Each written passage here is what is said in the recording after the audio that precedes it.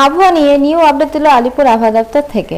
বুধবার সকালে কলকাতা সহ আশেপাশের এলাকায় আকাশ পরিষ্কার। আবহাওয়া দপ্তর জানিয়েছে, এই দিন উত্তরবঙ্গের 5 জেলায় ভারী থেকে অতি ভারী বৃষ্টি হতে পারে। আর রাজ্যের 8 জেলায় বজ্র বিদ্যুৎ সহ দমকা হাওয়া বয়ে যেতে পারে। দক্ষিণবঙ্গে আপাতত ভারী বৃষ্টির কোনো পূর্বাভাস নেই। বুধবার সকালে আবহাওয়া দপ্তর জানিয়েছে, এই দিন দার্জিলিং, জলপাইগুড়ি, কালিম্পং, আলিপুরদুয়ার ও কুচবিহারেও কোনো কোনো জায়গায় ভারী থেকে অতি ভারী বৃষ্টি হতে পারে।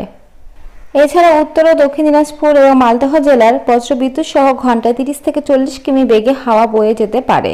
এই 3 জেলায় হালকা থেকে মাঝারি বৃষ্টির সম্ভাবনা রয়েছে।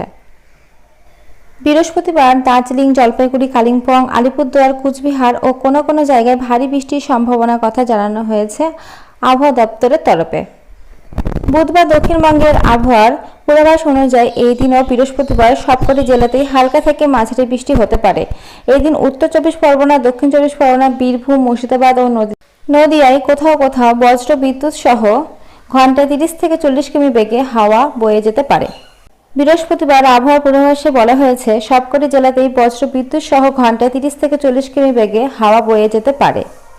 আচ্ছা, এরপরে বলেছে, বুধবার সকালে আবহাওয়া দপ্তর জানিয়েছে, আগামী 24 ঘন্টায় আকাশ মেঘলা থাকবে। কোনো কোনো জায়গায় হালকা বৃষ্টি কিংবা বজ্র বিদ্যুতের সম্ভাবনা রয়েছে। সর্বনিম্ন তাপমাত্রা থাকতে পারে যথাক্রমে 35 থেকে 29 ডিগ্রি সেলসিয়াসের আশেপাশে। আচ্ছা, এরপরে বলেছে, এই দিন কলকাতার সর্বনিম্ন তাপমাত্রা 29.4 ডিগ্রি সেলসিয়াস, যা স্বাভাবিকের থেকে 2.6 ডিগ্রি বেশি। মঙ্গলবার যা ছিল, রবিবার যা ছিল 29 ডিগ্রি সেলসিয়াস। আপেক্ষিক আর্দ্রতা সর্বোচ্চ 89% এবং সর্বনিম্ন 55% গত 24 ঘন্টায় বৃষ্টি হয়নি। আবহাওয়া দপ্তর জানিয়েছে, আপাতত উত্তর কিংবা দক্ষিণবঙ্গে সর্বোচ্চ তাপমাত্রার পরিবর্তনে তেমন কোনো সম্ভাবনা নেই।